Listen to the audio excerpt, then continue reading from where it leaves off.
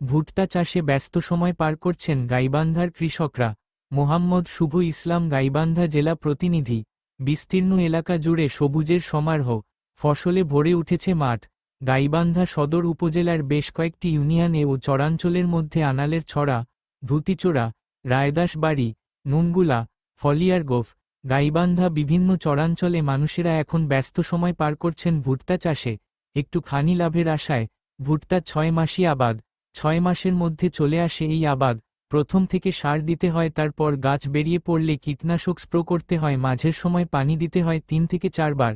বিগত বছরগুলোতে ভুট্টা চাষে ব্যয়ের পরিমাণ কম থাকায় বিঘা প্রতি খরচ হতো 15,000 টাকা।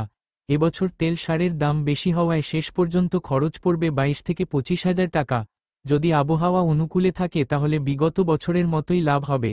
ভুট্টা চাষি মোহাম্মদ শাহিন মিয়া জানান, বীজ বপনের পর থেকে গাছ বেরিয়ে আসা পর্যন্ত 4 থেকে 5 বার পানি দিতে হয় ও 3 থেকে 4 বার সার দিতে হয়। দিলেই ভুট্টা মাড়াইয়ের সময় চলে আসে। মাড়াই শেষে দেখা যায় বিঘা প্রতি ফলন আসে 40 থেকে 42 মণ। এবছর যদি বাজার মূল্য বেশি পাই তাহলে লাভের পরিমাণ দেখতে পাব। এছাড়া তিনি আরও জানান, বিস্তীর্ণ এলাকা জুড়ে যেহেতু ভুট্টার আবাদ, তাই এই এলাকার কোন লোক বসে নেই।